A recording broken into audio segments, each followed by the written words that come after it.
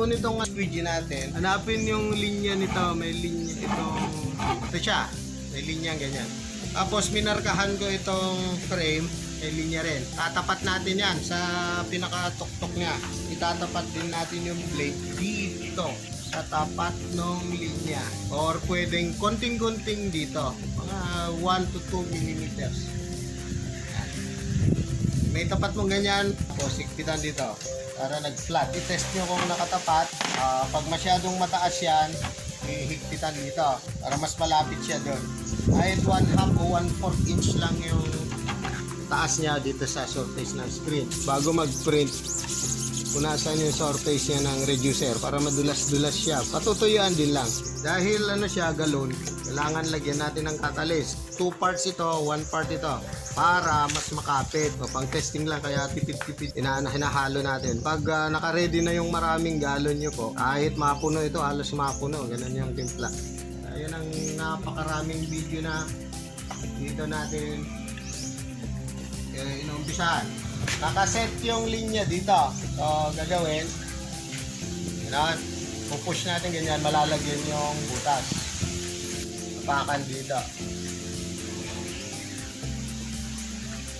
Tapos babalik yan para makargahan ulit. Ito na po yung print niya. Okay, gaya ng sinasabi ko, pag medyo luma na yung galon natin, hindi maganda yung magiging print. Pero tingnan nyo yung association na yan. Pagkaliit-liit po nyan, as in ang liit po nyan.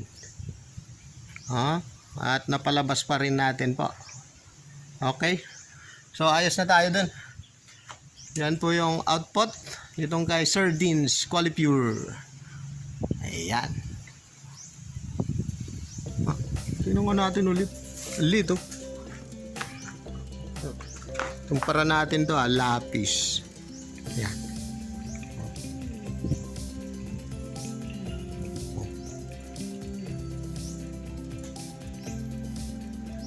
Yung tatak ng Mongol, mas maliit ng di hamak kaysa dyan sa asosyasyon niyan, yung Mongol.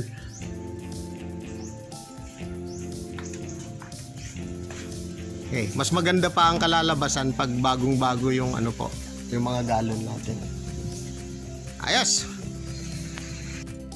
Sa paglinis naman po, SOP yan, iskupin lang yung mga natirang ink. Tapos ano to, maulan ay mahangin. Punas wala, mekis ba yung mekis yung Bombay yun.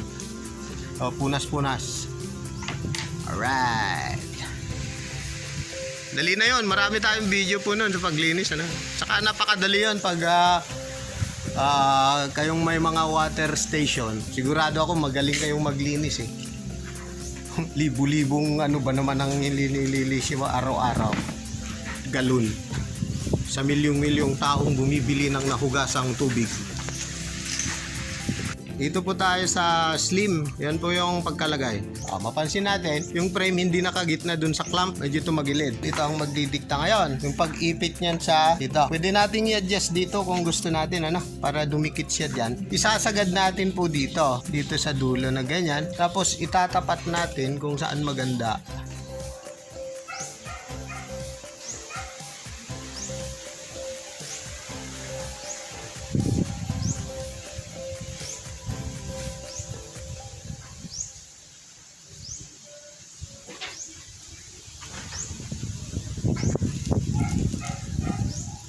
Yan po nilalagay, ano, pero din yung pwesto, align, i-flood natin. Na-flood yan, may laman na yung design, press, tapos i-flood ulit para sa susunod na print. Yan. Magaspang talaga yung ano, yung lumang galon natin na to. Pero ayan po, napalabas na. Ganun din, napapalabas din yung maliliit dun. May texture lang talaga itong ano, itong galon natin. Pero ayos na tayo dyan. Ha? Pag bago po, yun po yung kalaban talaga eh. Yung lumang galon. May mga bako-bako na siya. Parang excuse ano. Oh, may ganito rin sa kabila. Yung ibang na video natin, naayos po yun. Yung mga una noon. Siya oh. Okay, so i-impake na namin itong order ni sir. Papadala namin. Okay sir. Coming up.